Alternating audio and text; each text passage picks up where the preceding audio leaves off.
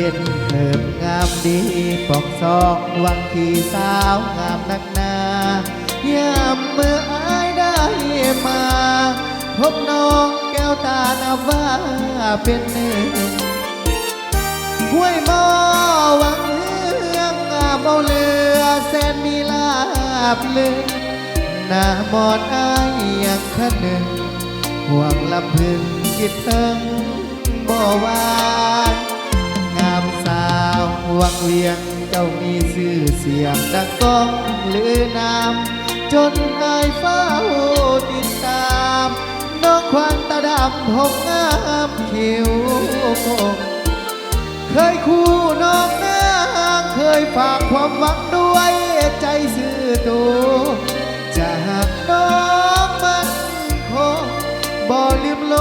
งห้ามจังวางเวสาวท่าเรืองามเลือสุดพันละนายามน้องยิ้มส่งมาหัวใจภาวะ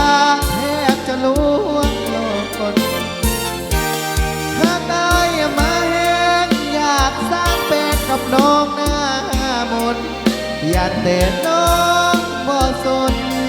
น้องคนงามคงบ่ใจดำยามอายจากลาหากน้องแก้วตาก็เพียงแต่กายหากว่าน้องคิดเห็นใจ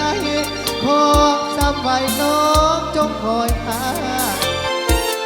อายขอฝากเสียงเป็นสำเนียงเสียงเพลงบ้านนาเจ้าอย่าได้ลื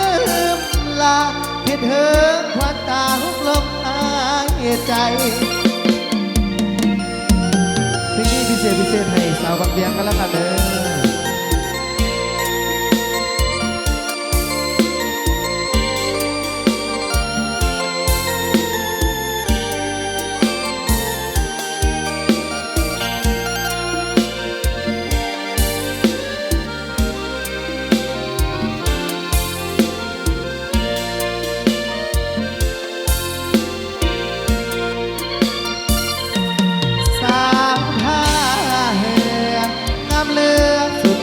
ละนา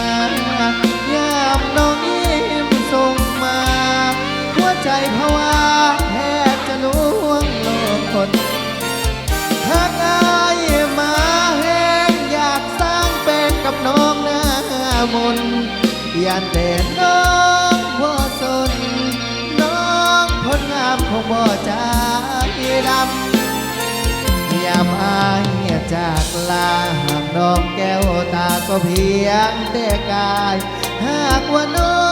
งคิดเห็นใจขอซ้ำไว้น้องจงคอยหาอายขอฝากเสียงเป็นสำเนียงเสียงเพลงบ้านนาเจ้าอย่าได้ลืมลาคิดถึงควันตาหุกลมหายใจ